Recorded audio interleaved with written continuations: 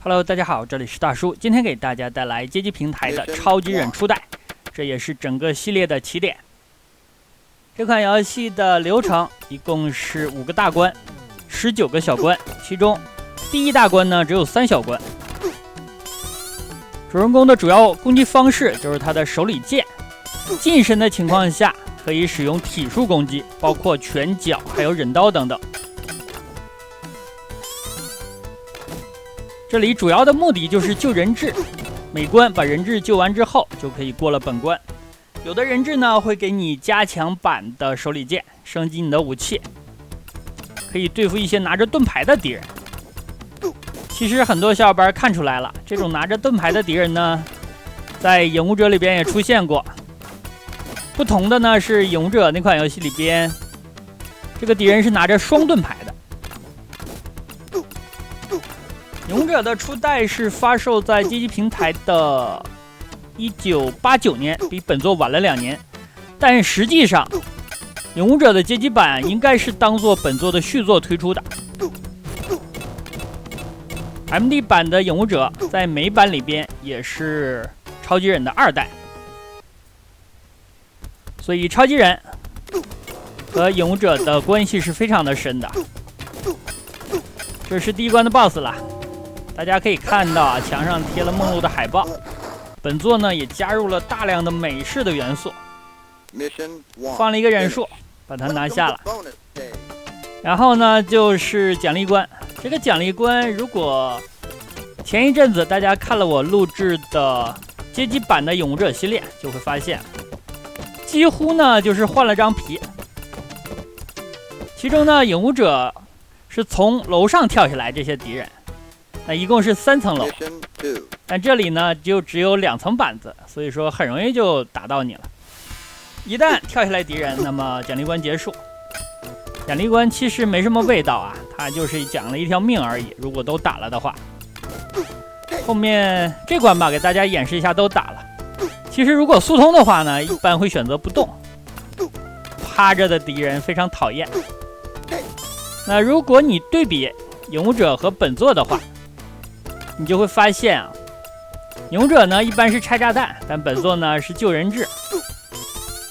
除此之外呢，影武者带了一条狗子，那本作呢没有。这个直升机飞走了，这个直升机呢就是本关的 BOSS 了。但不管是超级忍也好，还是影武者也好，大家仔细观察就会发现，这款游戏怎么这么像人间兵器呢？那我给大家捋顺一下这2作和人间兵器的关系啊，确实很像。但是呢，人间兵器发售于1990年。那有的小伙伴可能会问了，那是不是人间兵器借鉴了本作和影武者呢？其实不是这样。人间兵器的前身呢叫做雷霆任务，都是一个小组制作的。雷霆任务发售的时间是1986年，这样就更早了，对吧？所以说你可以说超级忍的诞生借鉴了雷霆任务系列，尤其是初代，毕竟是晚了1年发售。但是呢，超级忍系列出到了世嘉 MD 平台的2代的时候就发生了很大变化。2代呢前一阵给大家录制过了，美版里边它叫3代，因为中间有一座 MD 的影武者也算作了2代嘛。而且街机的影武者的主人公叫做疾风，是本作乔武藏的儿子，这2个人呢是父子关系。但是日版和美版的剧情呢又有一点不同，美版可能就简单粗暴一点了，默认呢影武者那个家伙也是乔武藏。转眼呢第2关的 BOSS 了，就是打这个直升机啊，它的弱点就是闪光的那个位置。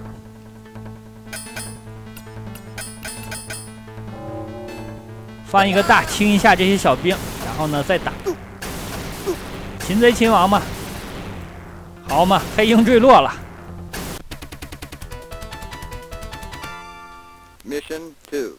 又是奖励关，对，这个奖励关咱们全打了吧，全打的话1条命。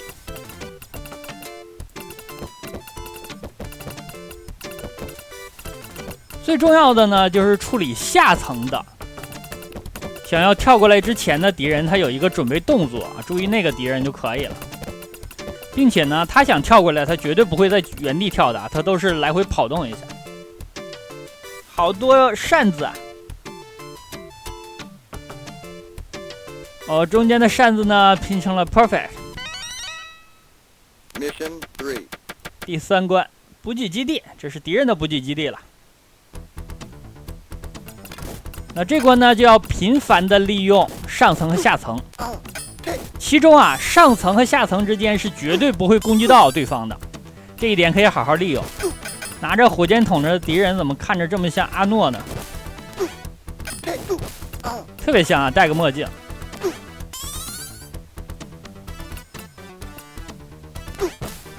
下边拿着手枪的敌人啊，看起来人畜无害的，但其实呢，你要特别小心他。你最好上来撞他一下，打乱他的攻击节奏。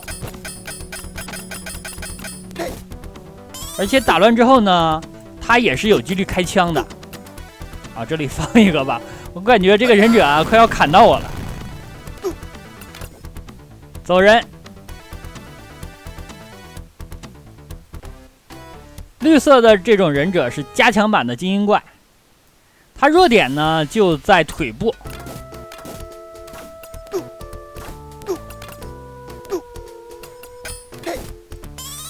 每种敌人都有特定的对付的方式，那你要严格的执行，否则的话就容易吃亏了。撞敌人呢，身体触碰啊是不掉血的，只是双方都后退一下。但是敌人带有攻击的部分碰到你，那就是一条命啊！因为本作呢还没有血量的设定。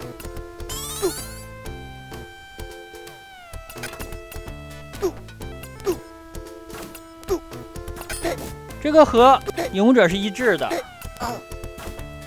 这个敌人我跳起来砍了2刀，没砍到他，好神奇啊！这是蜘蛛侠，特别像。来吧，放个超杀。好，这次放了个雷电。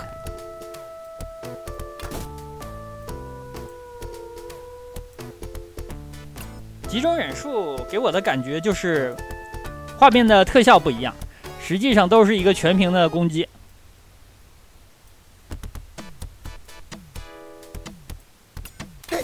哦，这关好多忍者，可能呢，意思就是增加了难度。哦，不好，这里必须放一个忍术了，把我包饺子了，4个一起上，我真的顶不住啊！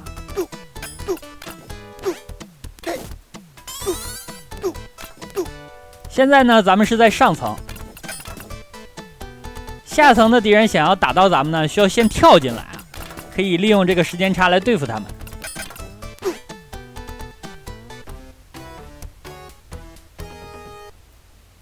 这一关的 BOSS 是本作最讨厌的了。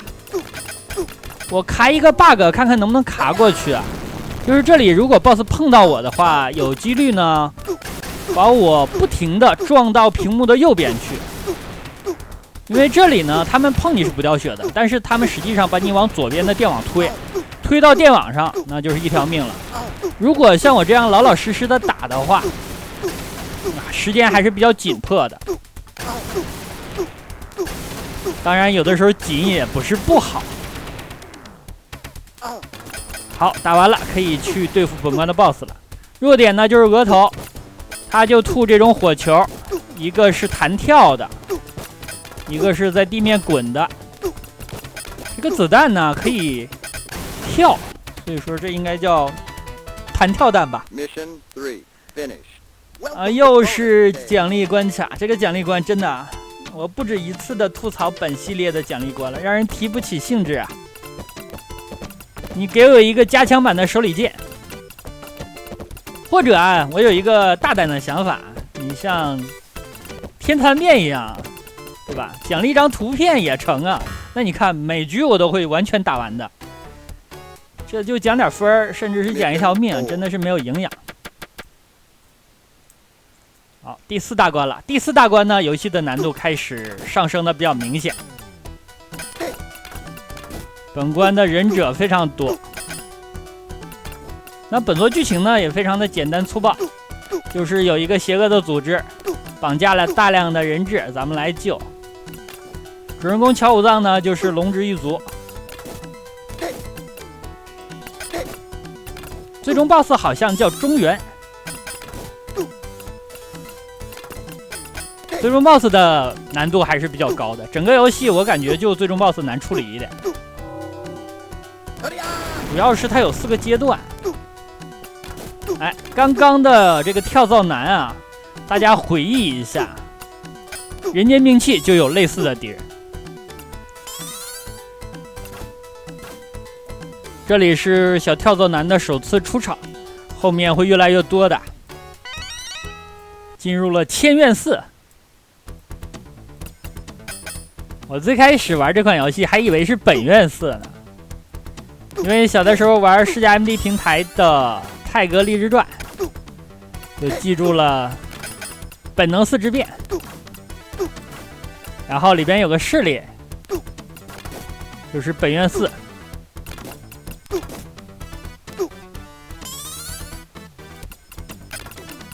这个坑啊，刚刚下来的时候我非常小心，因为我是背板了嘛，不背板的话这里很容易吃亏，掉下去就是一条命。好，有加强版的子弹了。一般每关拿到这个就基本上是稳了，因为你不再怕盾牌兵了。而且呢，忍者一下子也能秒掉。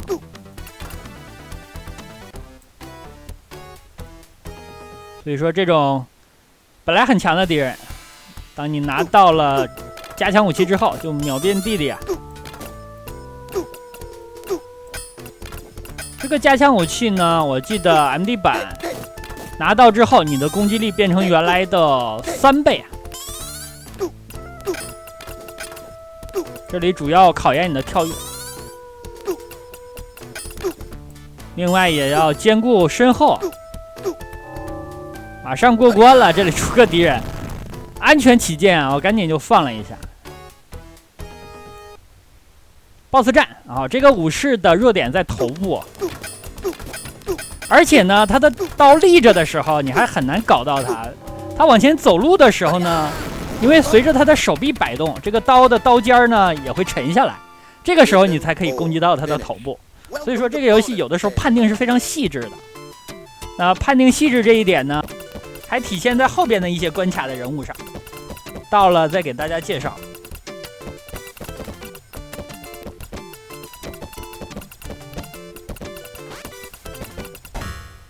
啊，这里我又被抓到了，那还好，看起来比较温柔一点。超级忍系列呢是直接蹬鼻子上脸啊，一脚踹你脸上。5关1，这也是最后一关了。这关又有上层和下层，像这种双层的我就非常喜欢，你可以充分的利用这个上上下下的。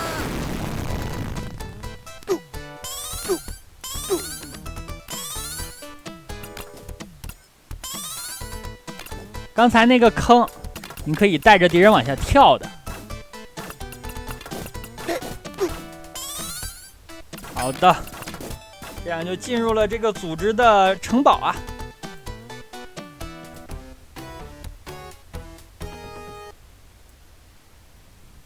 这是庭院。我之前说过，这款游戏的判定非常细，那在本关呢就体现的淋漓尽致啊！这种敌人，你看呢，他是拿着刀旋转着过来的。如果他旋转的时候刀碰到你了，那就是一条命；但如果是背部啊、屁股碰到你了，那你们两个就相撞了一下，没事儿。所以说，一款1987年的游戏做出了这样的设定，让人感觉还是挺意外的。那一般的开发组啊，那个年代做游戏啊，就非常简单粗暴了，就是碰到就挂，就完事儿了，不会给它的碰撞块啊判定设置的这么细。5关3。咱们向天守阁摸了过去啊，啊，这关也是上下2层，所以说这关的难度肯定也是不高。哦，这种僧兵呢，他的棍子也可以当子弹，利用了一下。大家注意，上层那个绿色忍者他应该是跳不下来了，这个 AI 呢卡住了。好，我拿到了加强版的子弹，那这样呢这关稳了。